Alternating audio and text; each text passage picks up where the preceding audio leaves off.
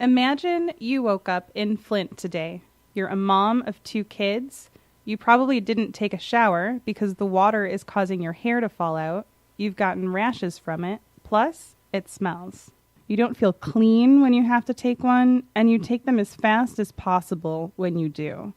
You brushed your teeth with bottled water, and you have a case in the bathroom just for family toothbrushing. For breakfast, your kids get cereal, and you can't cook them oatmeal without bottled water. Even though the focus of lead poisoning has been on the harm it does to children under 6, your teenager's ADHD medicine isn't working as well anymore, and you've had to up their meds twice in the last year. Their grades have been slipping. Both of your children tested negative for lead, but since it's only testable for 30 days, you're not convinced they haven't been affected. Lead poisoning is irreversible. You worry for their future more than you should, especially your toddler. Their vocabulary is shrinking instead of growing. You're afraid that your kids will never get the care that they need and wonder if anyone cares about you and your family. Emergency management came from the business world of fixers who come in and help struggling businesses with their finances. Most of the time, these are the people who cut jobs, cut salaries, change the business model, and sometimes end up selling the business off for parts as unsavable. Municipalities that are in trouble do not need this kind of fixing. Cutting jobs means cutting public services, your public services, your water department, your police department, your fire department. What do you do when there's no police officer or firefighter to help you? Emergency management takes the ability of you in your own town to ensure the wishes of you and your neighbors are heard as to how you wish to live and be governed. The scope and power of emergency managers in Michigan changed under Governor Rick Snyder and PA 4. Before this law, emergency managers had limited powers and worked with local municipalities to recover from financial difficulties. And under PA 4, they were given broad powers, including the ability to strip local officials of their publicly elected responsibilities. With such dictatorial powers, you would think that only experts in the field of governmental budgets or municipal responsibilities would be able to be in such a position. Michigan's requirements to become an emergency manager are 5 years of experience in local and state budgetary matters and a 2-day training session.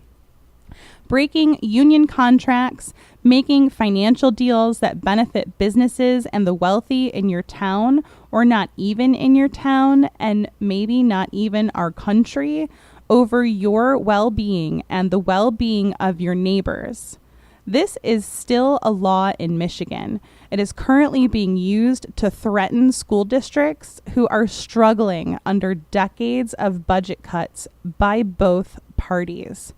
Our governor and his treasurer can decide to take over any municipality they deem in financial stress.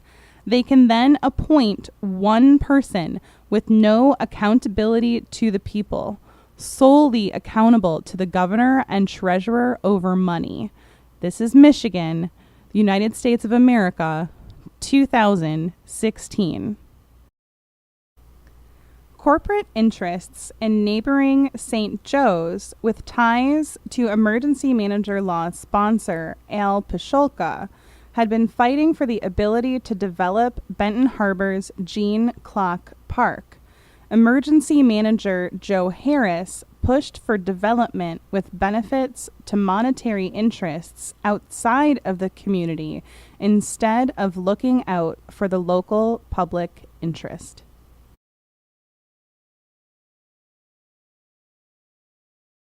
They say that Detroit is on the verge of a comeback, but only in the suburbs. Residents of the city have seen little benefits as Black-owned businesses are being pushed away from new developments in the revitalized downtown area. Private security hired by developers like Dan Gilbert ensure the locals know they're not welcome and provide comfort to the white suburbanites partying in the city on the weekends. The negotiations for Detroit's bankruptcy and new water authority were not without serious questions and snags that were handled and pushed through by emergency manager Kevin Orr. The suburban counties of Wayne, Oakland, and Macomb felt there were conflicts of interests and considered walking away from joining the Great Lakes Water Authority. Behind the scenes, making a quiet profit, was the law firm Miller Canfield, who needed a conflict of interest waiver to handle all the bond deals. As a reminder that public interest is in no way, shape, or form a focus of an emergency manager, there was an attempt to force a sale of the Detroit Institute of Art's public art collection during Detroit's bankruptcy. Judge Stephen Rhodes, who showed disregard for public health during the city's bankruptcy proceedings, has now succeeded Darnell Early as the transition manager for Detroit Public Schools. There are ties and some serious questions related to the timing of Flint joining the KWA, Detroit's bankruptcy, the splitting of the Detroit Water and Sewer Department into the Great Lakes Water Authority, and their bond deals. During Detroit's lengthy bankruptcy proceedings, emergency manager Kevin Orr asked Judge Stephen Rhodes to extend an automatic stay to prevent constitutional challenges to PA 436. Challenges were that it took away rights, the right to vote, the right to equal protection, due process, and that it interfered with the exclusive powers of the federal government to pass uniform laws on bankruptcies. The citizens of Detroit, along with the citizens of Benton Harbor and Flint, are still waiting for their financial benefits from having an emergency financial manager. In 4 short years, 19 municipalities across Michigan were cited under PA 436 for emergency management. Many managers were bounced from city or school district to the next, with Darnell Early being a prime example. 4 public school districts are no longer in operation, sold off for parts to the detriment of the children who lost their local schools and the homeowners still paying school taxes.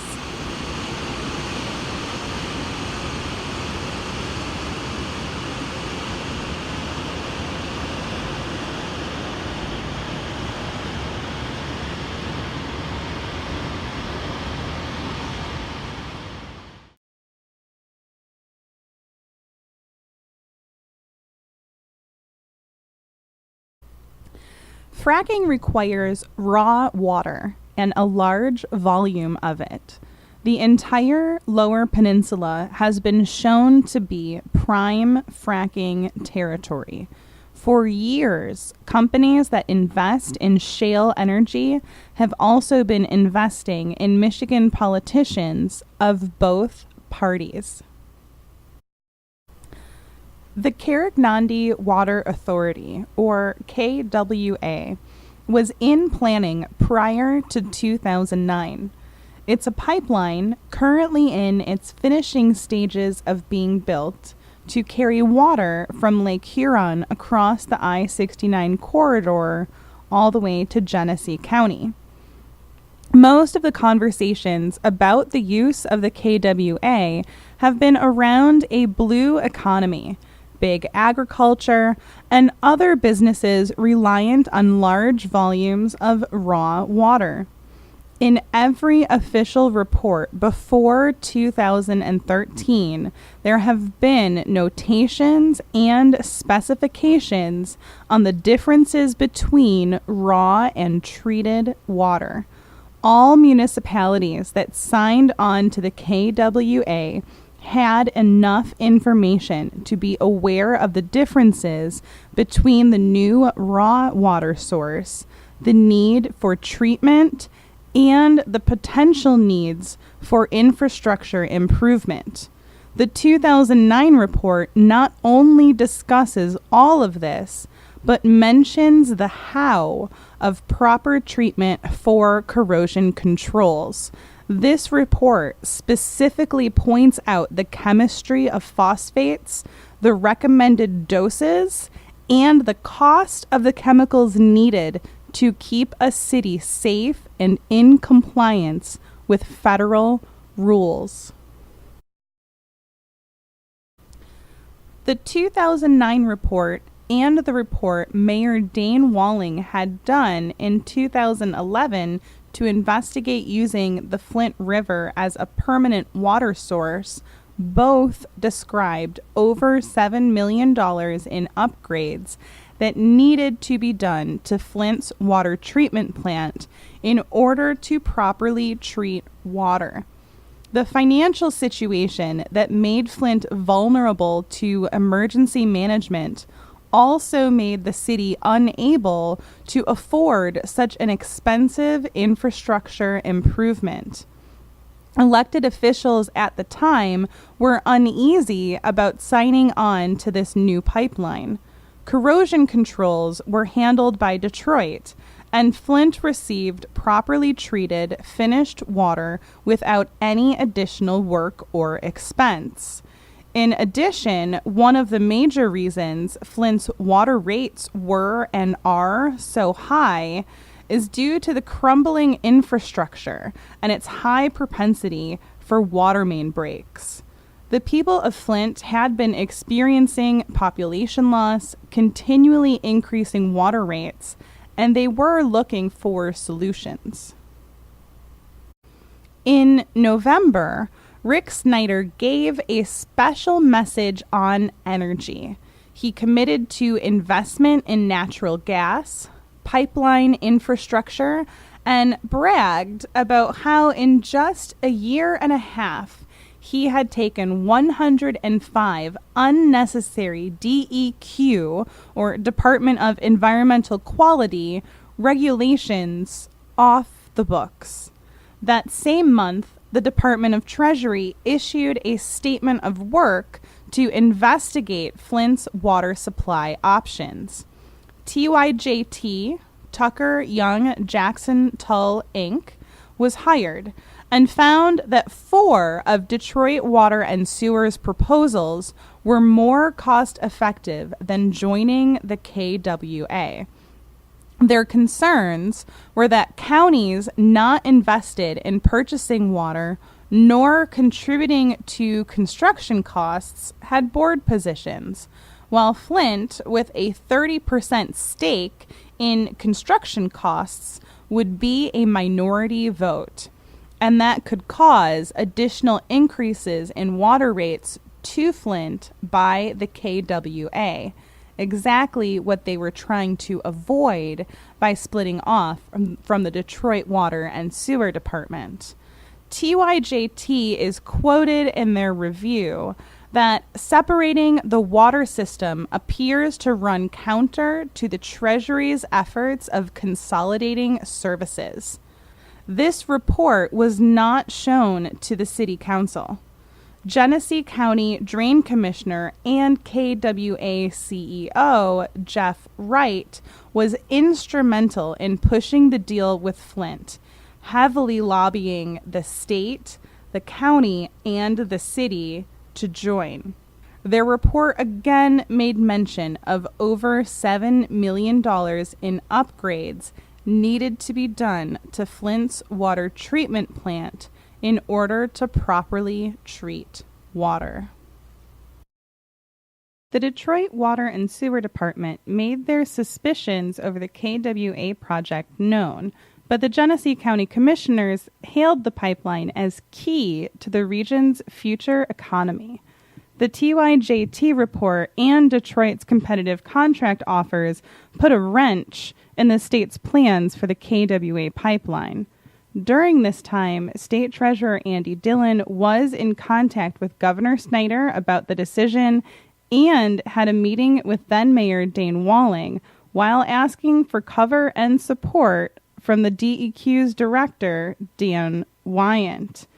Not only working to ensure Flint joined the KWA, but also that the city council didn't have all the information necessary to make even solely a symbolic vote to join the new water authority. The Flint City Council could make symbolic votes, but emergency manager Ed Kurtz had the final word. During the March 2013 City Council meeting, they voted to approve the KWA pipeline and also voted to request a transition advisory board to remove the city from emergency management. The resolution to approve the KWA made by the City Council was not the final resolution that emergency manager Ed Kurtz signed. The City Council had discussed how much water was needed to purchase, and with a declining population, they voted first to purchase 15 MGDs, then amended to 16, and never the 18 that was being pushed and recommended initially. The cost difference between these options was approximately $1 million per year. If Flint had signed on to purchase the 16 MGDs that the City Council had voted, the diameter of the entire pipeline of the KWA would have been smaller. The DEQ would not support a purchase of 15 MGDs, solely 18, even though the same email stated they were aware of Flint's declining population and their 5-year average demand as under 14. Treasurer Andy Dillon signed off on the deal on April 11, 2013. In an email to add the issue to a meeting agenda, Rick Snyder discussed the deal with his chief of staff, and Lan, Lockwood, Andrews, and Newnham, Inc. was hired to place the Flint operation plant in operation for $170,000 by Ed Kurtz in June 2013. This order stated that the Flint River would be used as a primary drinking water source for approximately 2 years. In July's report to the state, Emergency Manager Michael Brown discussed his opinion that raising water rates would not eliminate the deficit in Flint's water fund, and that changing current health care benefits and eliminating retiree health care for new employees would help with that deficit. Another example showing that public health was never a concern for the state or for the emergency managers. Snags and questions regarding the bonds needed to fund the Caragnandi Authority had initially been 3% initiated by Genesee County, and the county pulled back its intended offering. Jeff Wright had ideas to propose with a potential rate of 5.2. October was a busy month, with newly appointed manager Darnell Early stating that Flint's water issues would be a priority for his team, and State Treasurer Andy Dillon resigned with Kevin Clinton stepping into his role. In November, Mike Prisby told Stephen Bush that they would not push water source assessment of the Flint River watershed. As Early called for a new study on Flint's water rates, Rick Snyder sent out yet another redacted email. All the while, the Flint water treatment plant was being pushed into full-time operation without the necessary upgrades to properly treat water. Behind the scenes, Sue McCormick had been sending better offers to Flint to stay connected to Detroit's water system. The city council had been stripped of even the simple power of the mayor's authority for the State of the City address, which was Order Number 7. In that speech, city residents were assured that upgrades had been made to the water treatment plant. Since Flint was in receivership, it was not able to sign on to additional bond debt. In February 2014, Miller Canfield insisted language that must be included in the consent order be Flint plans to use the Flint River as its temporary source of untreated water supply until KWA water is available, and that it must undertake the KWA Public Improvement Project or undertake other public improvement projects to continue to use the Flint River. The ACO administrative consent order between the DEQ and Flint was not used as it had been historically, but instead, this time was used to force a local government into a construction project pushed by the state, with the long-term financial burdens to the city not being considered. The bond deal is dated April 1st, 2014 for $220 million. The contract shows the city of Flint as responsible for 34% of the principal and interest on the bonds, with the caveat if they fail to make those payments, all legal action and remedies should be available to enforce payment from the city.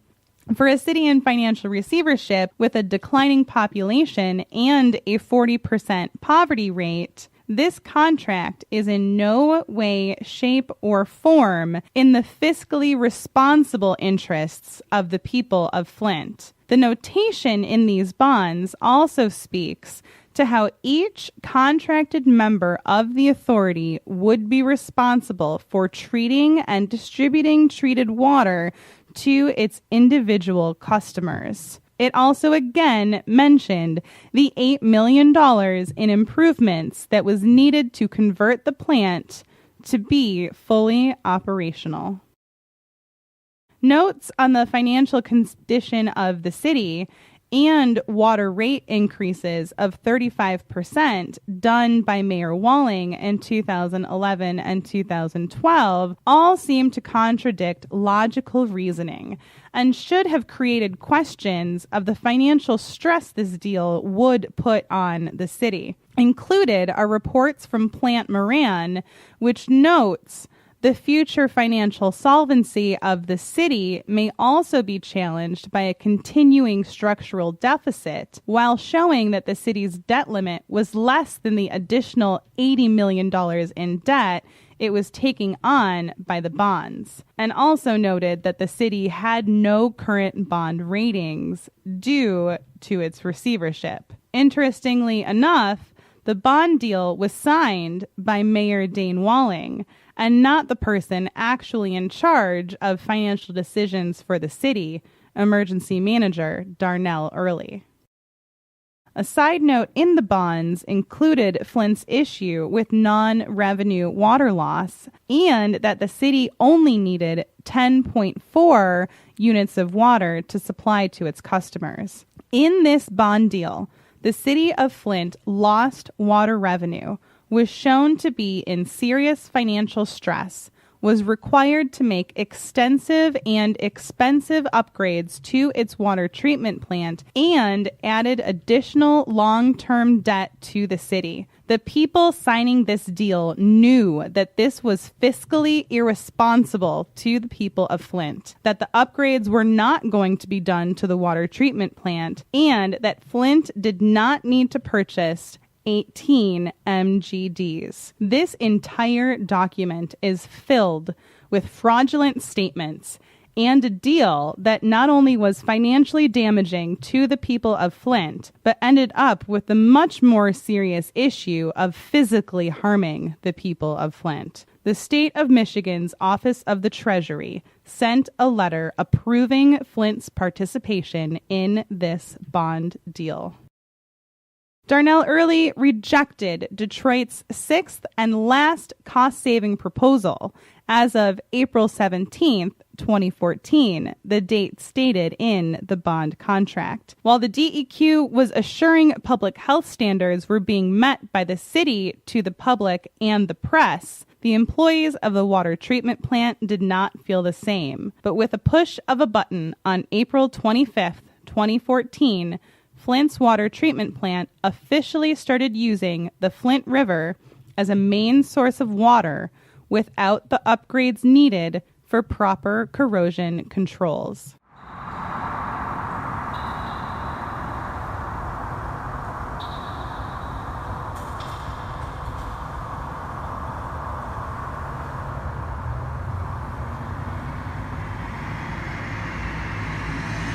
The DEQ has continued to insist that they did not understand the lead and copper rule, which all the evidence shows is not only untrue, but they were aware that the plant was unable to properly treat water. This has been and is still being regurgitated by the media. The KWA bonds, initially rated at A+, were lowered to grade A, even though Flint was responsible for over a third of the bonds and had been in receivership with no ability to have a bond grade.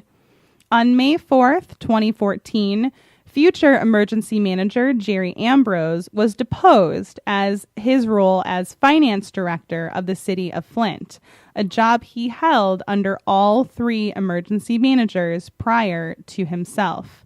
His deposition was regarding the cuts to employee retirement and benefits, but included some questions as to the financial decision for Flint to join the KWA.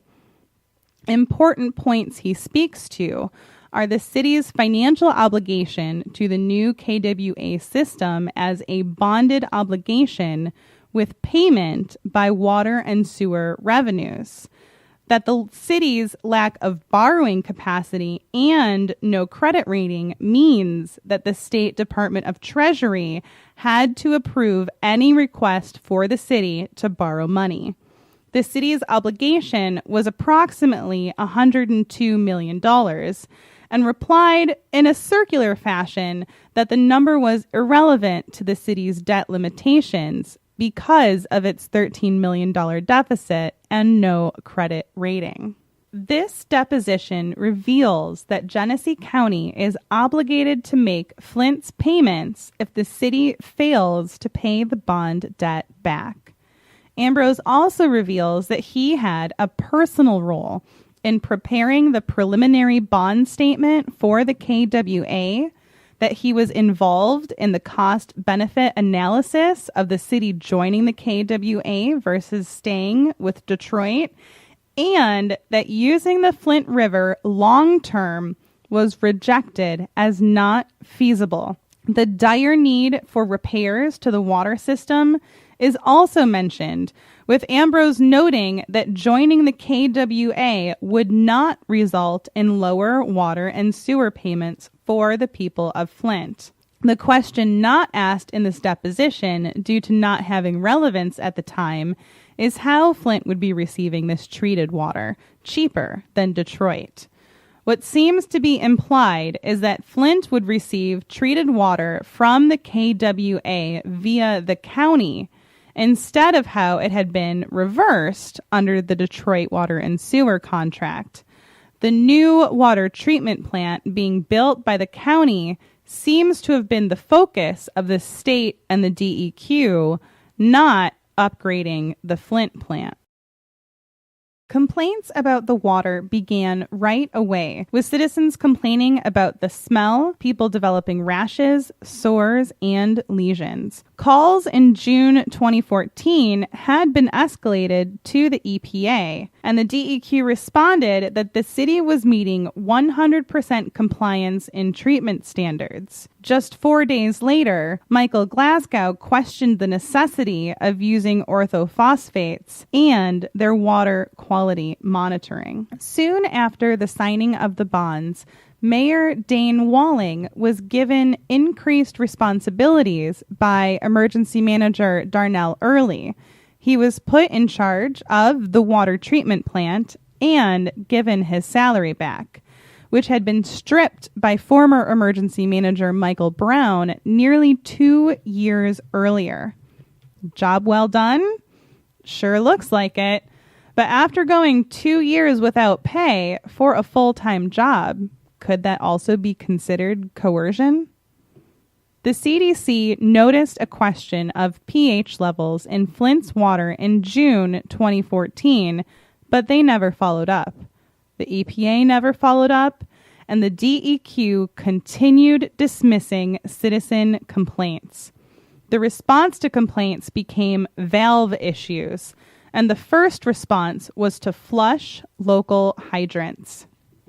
These were superficial responses, as the knowledge of 3 separate reports on the water treatment plant being incapable of properly treating water was known to the DEQ, to the mayor, and up.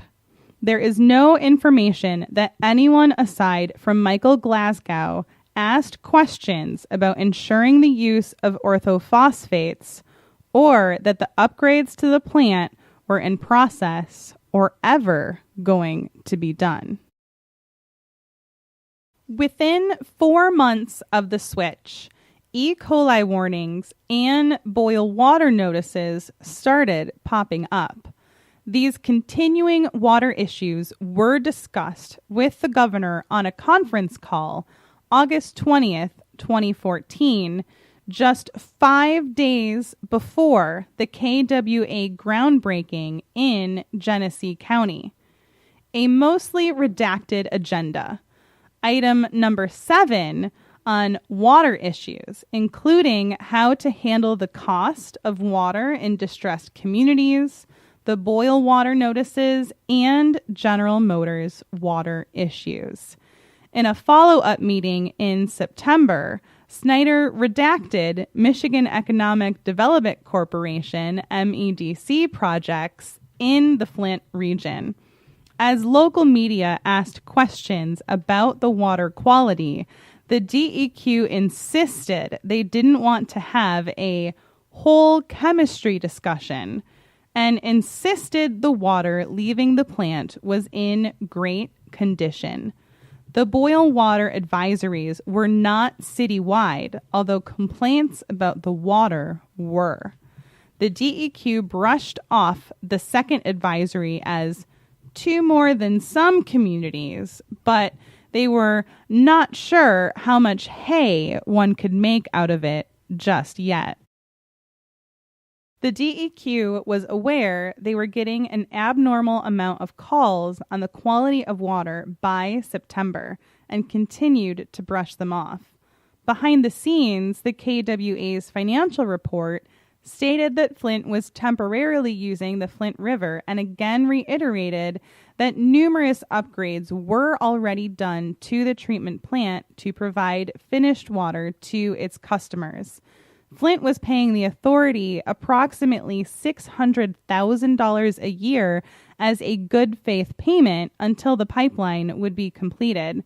A large sum of money for the cash-strapped city, more than what it would cost to properly treat the water, and still no upgrades were being made to ensure the plant could in the future.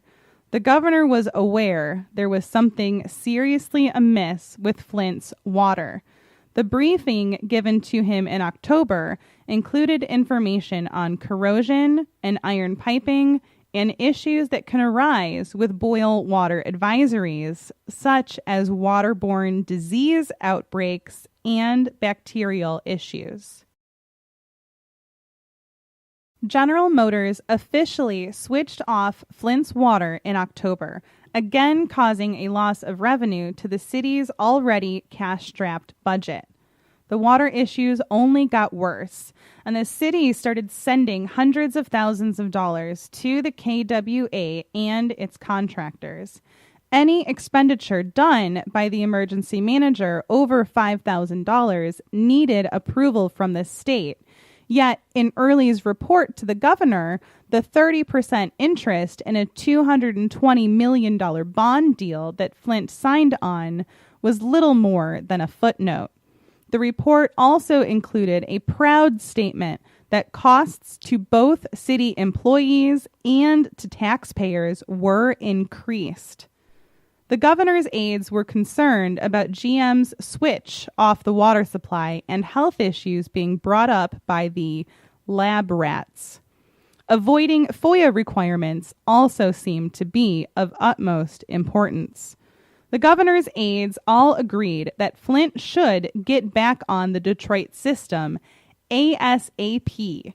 The DEQ, however, continued to insist the water was not corrosive and met all standards necessary as safe.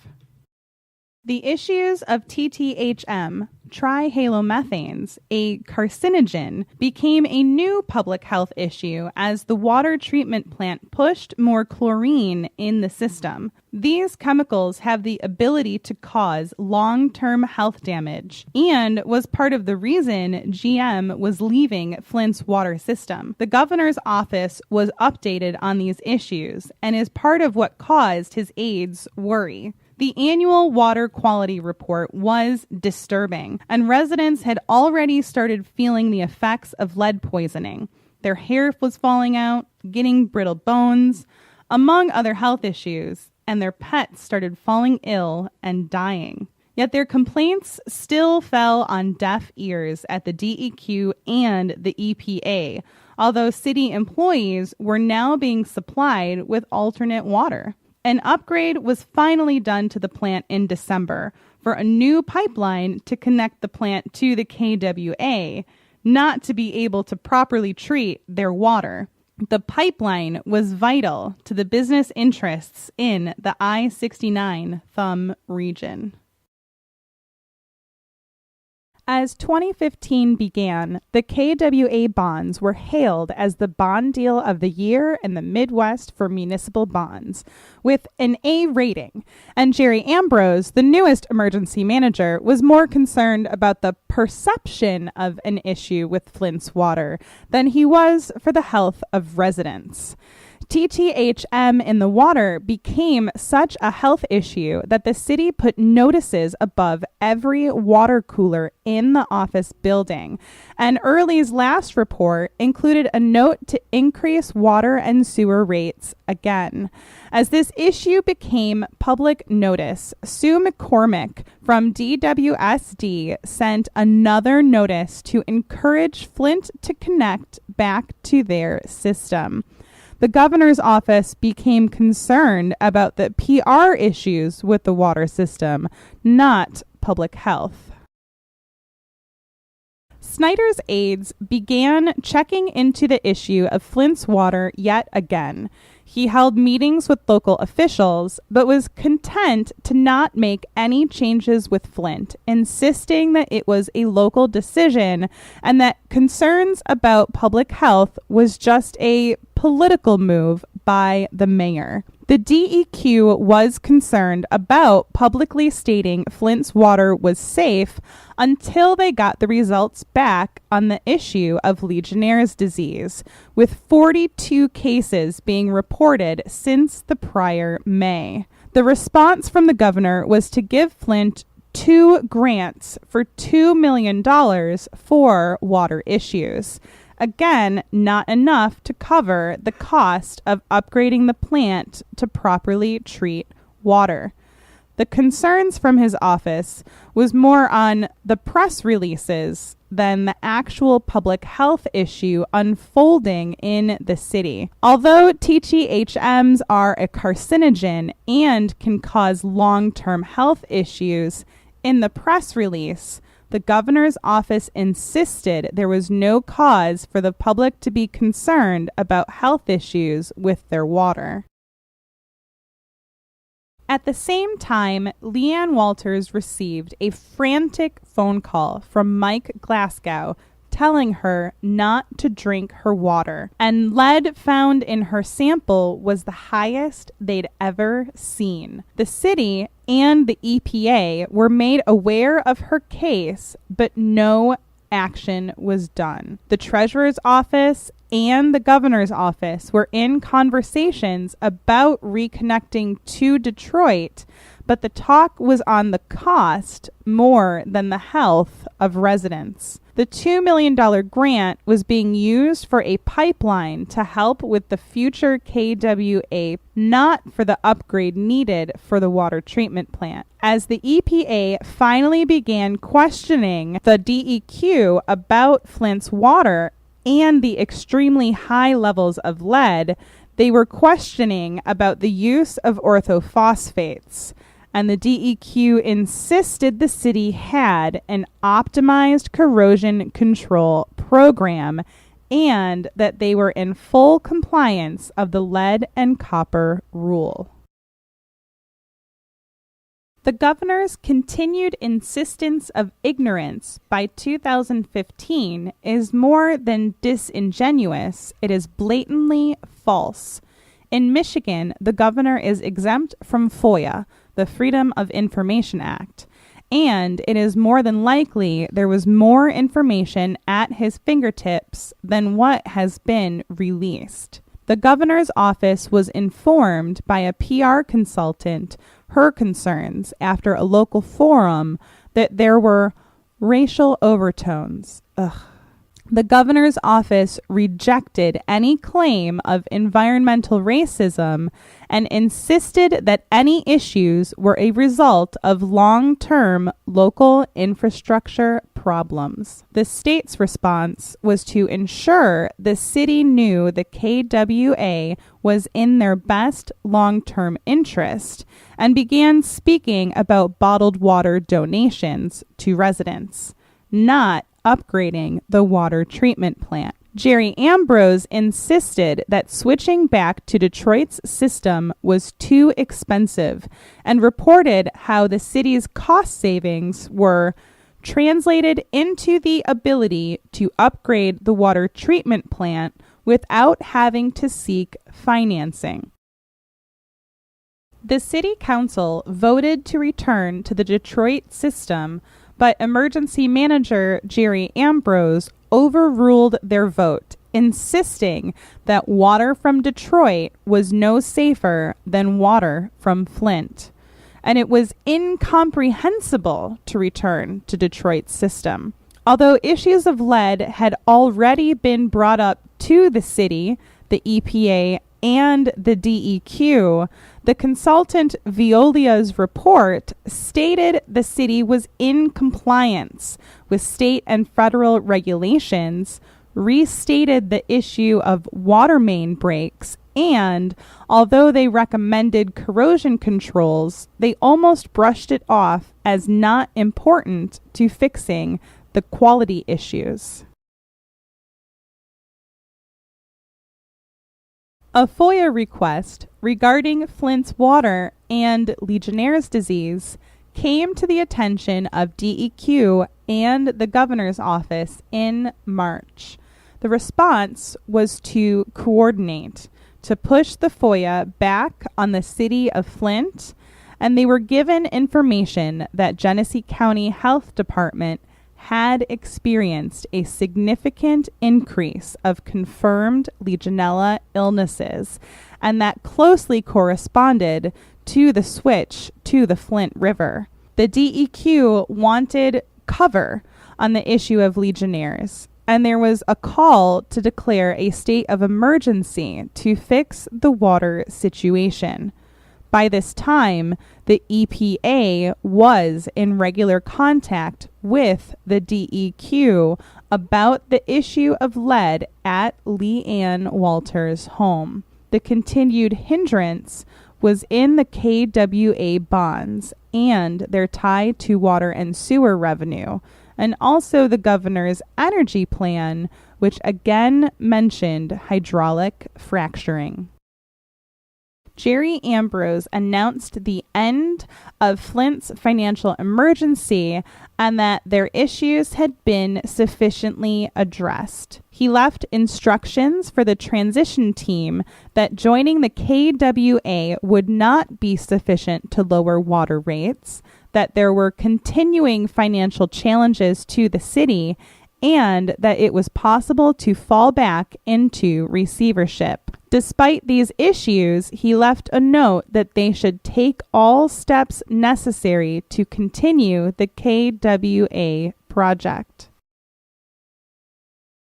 Residents of Flint started bringing jugs of discolored water to city council meetings, and Leanne Walters received the draft report from EPA employee Miguel del Toro showing hazardous waste levels of lead in her tap water. She immediately forwarded the information to the ACLU and Mark Edwards, the lead researcher who insisted on public disclosure. This EPA study also revealed that there had been high lead samples removed from the water quality report by the DEQ.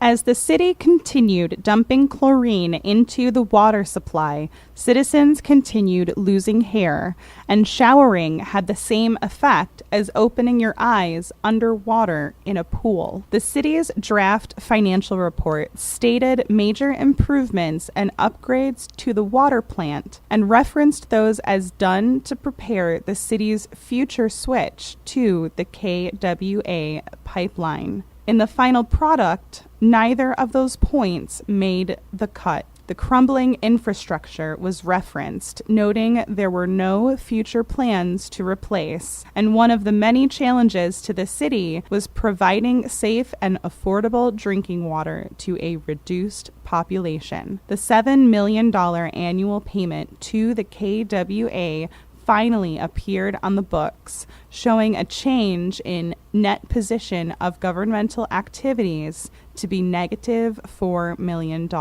showing on the books for the first time how the KWA deal left the city with more debt.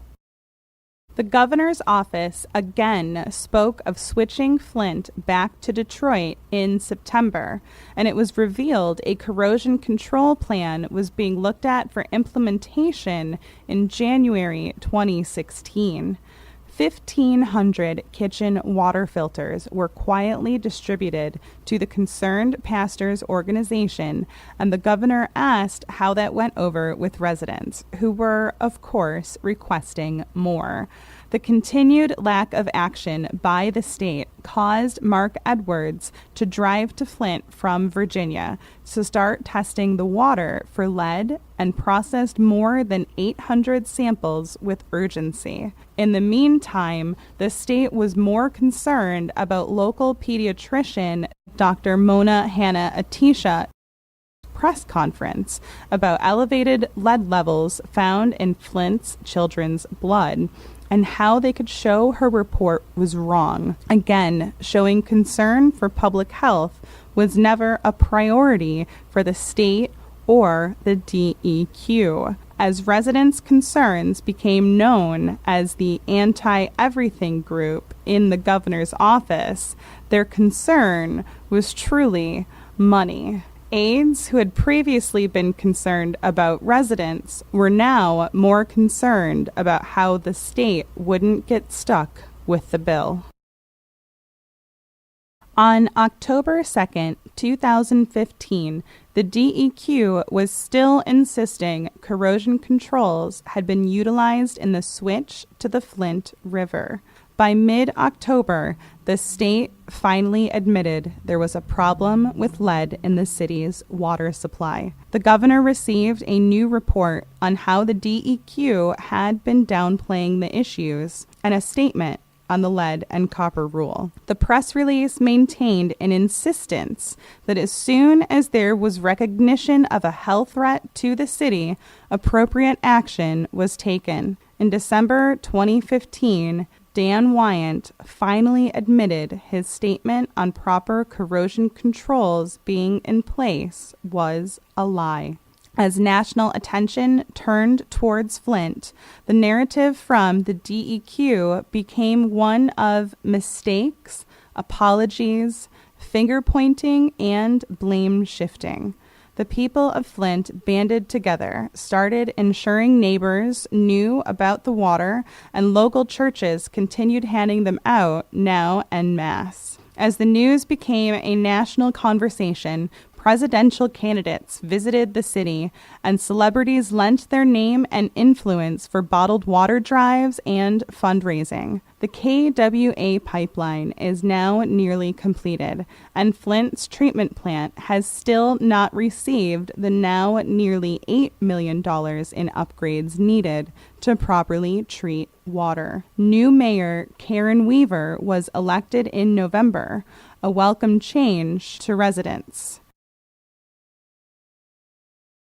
In a thinly veiled attempt at a cover-up, a burglary in Flint's City Hall, where water files were kept, was shown to be an inside job. The governor lied in his State of the State address while welcoming home Amir Hekmati, a Marine veteran back from war, to his now poisoned hometown. The city council's symbolic vote to join the KWA now became the narrative of local decision to use the Flint River. The water treatment plant, never being able to properly treat water, became a misinterpretation of the lead and copper rule by the DEQ. The brush-off of Lee Ann Walters' test results became the concern of just one house. Children with high levels of lead in their bloodstream became a normal seasonal trend.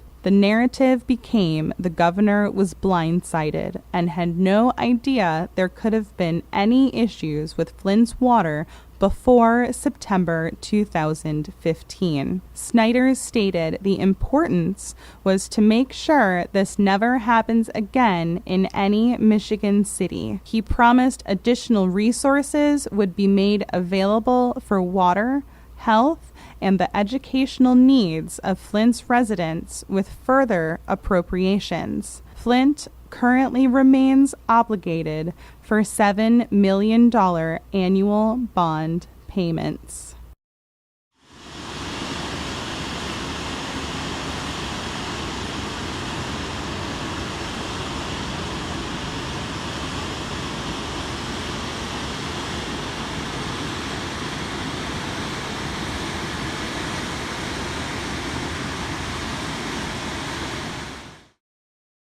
Flint's McLaren Hospital was aware of an increase in Legionnaire's disease soon after the switch to the river. Over half of the cases were people who had previously been patients. The hospital took some precautions with water filtration, attempting to stop the spread of Legionella, but there is no evidence they took this health crisis seriously or attempted to bring in the CDC.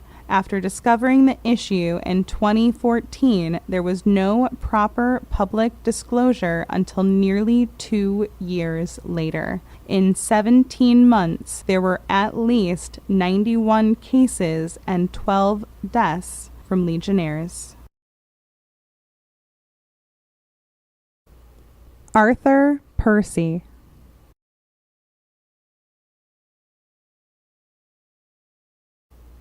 Deborah Kidd.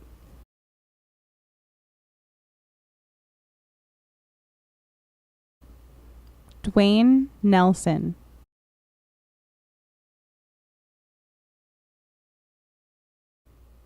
John Snyder.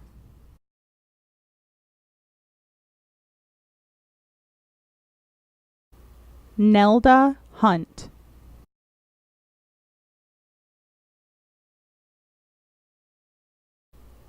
Odie Brown.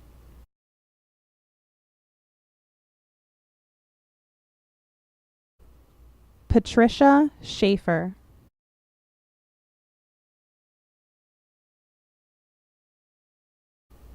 Thomas Mulcahy.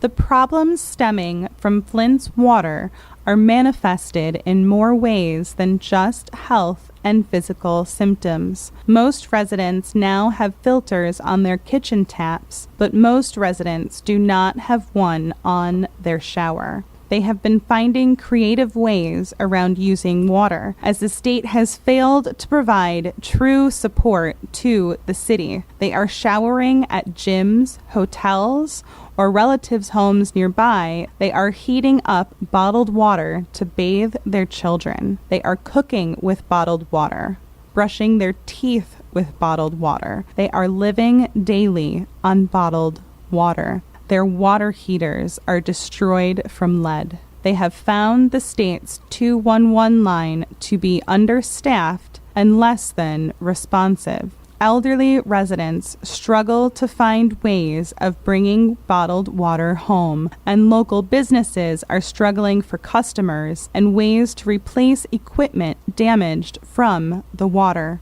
There is a population of undocumented immigrants who have been affected and have even less support than the minimal amount of support Flint residents have received. Many of them were unaware of the crisis, as early warnings either never reached their neighborhoods or were only in English. Local fire departments handing out water started asking for ID, which scared those who feared deportation and has caused them to lose access to the minimal amount of resources available. To Flint residents, it's all just poison now.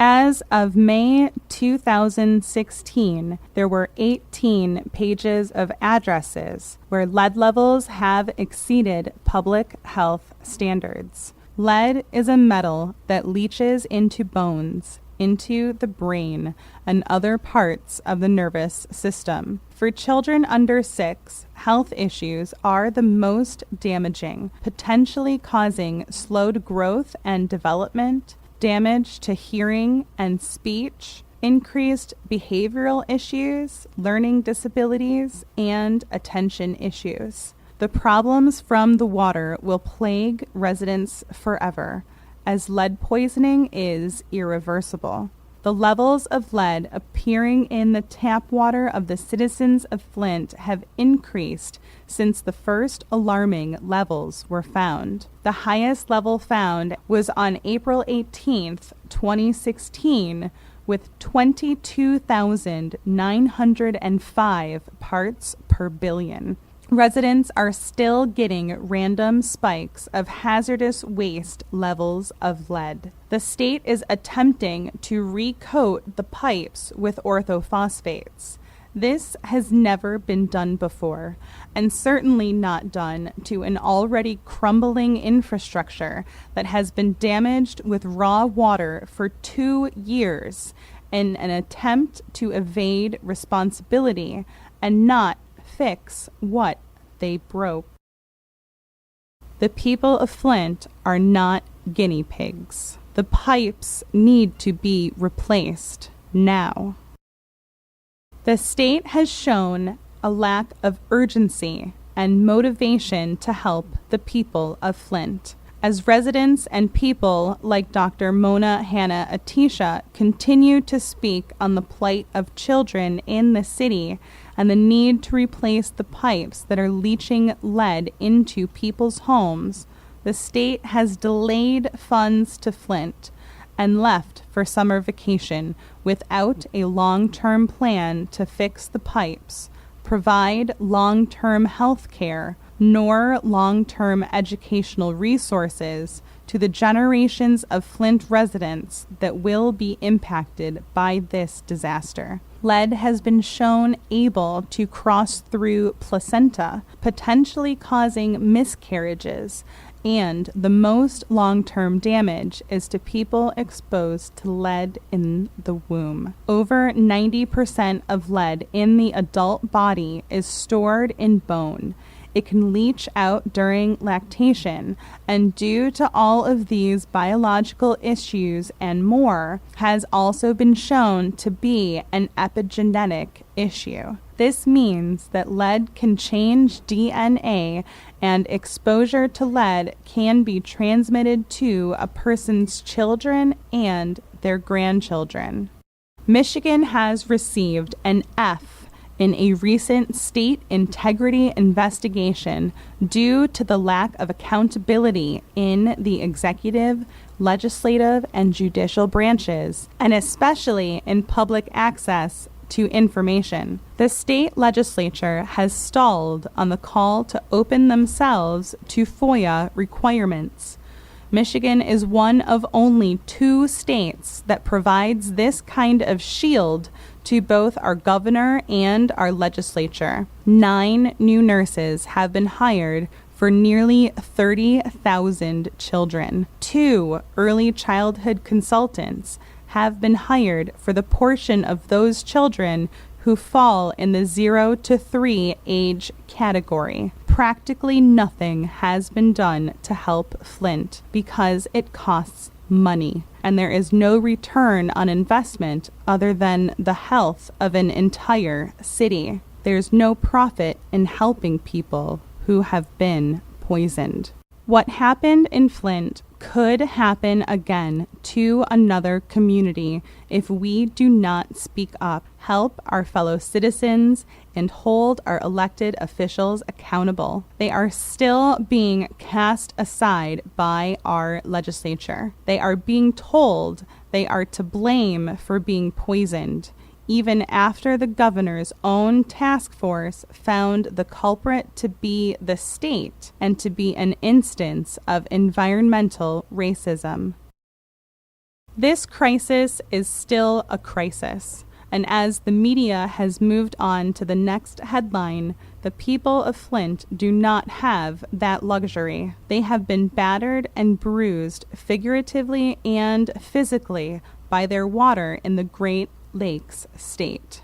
I am disgusted. It disturbs me to know there are people running our state who have such disregard for other humans' well-being. Yes, there are millions of pipes that are crumbling around our country and around our state. Replacing infrastructure is a dire need for all of us, but we need to start with Flint. We need to begin with the man-made disaster, the one caused by greed and the complete disregard for public health. The 100,000 residents of the city of Flint, and especially the nearly 30,000 children, need our help. Environmental racism is a reality. The single greatest determinant of where certain kinds of toxic chemicals are located is race, and the EPA is attempting to evade legal responsibility by changing rules to allow them to ignore complaints. The brush off of the concerns of the citizens of Flint by the DEQ, the EPA, and our legislature is rooted both in racism and classism. Their responses show that the lives of the people of Flint are not as important to them as the lives of people who look and act like them. The state has removed the National Guard, and at least 4 of the 9 wards in the city no longer have access to a local source for bottled water. The federal government's emergency declaration expires on August 14th. The people of Flint are now in a more dire need for help and action as our government is looking to fail them again. The governor is charging the state over $1 million in legal bills.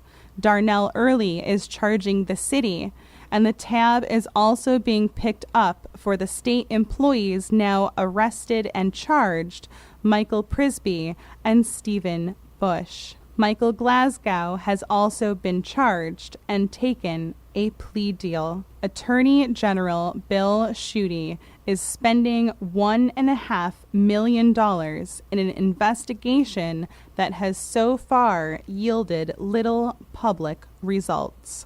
According to the FBI, domestic terrorism means activities with the following 3 characteristics. First, involves dangerous acts to human life that violate federal or state law. Second, appears intended to 1. Intimidate or coerce a civilian population. 2. To influence the policy of a government by intimidation or coercion. Or 3. To affect the conduct of a government by mass destruction, assassination, or kidnapping. And third, occurs primarily within the territorial jurisdiction of the United States. The people of Flint still believe that they will have justice and compensation for their suffering. They have faith in the rest of us. We must speak up for those who have no voice, for all the children in Flint who will not only grow up with lead in their bodies, but will pass it to their children as well. How long is it acceptable for people to live on bottled water? The Flint water crisis and the disturbing lack of urgent response by our legislature is the grossest example of malfeasance I could never have imagined possible.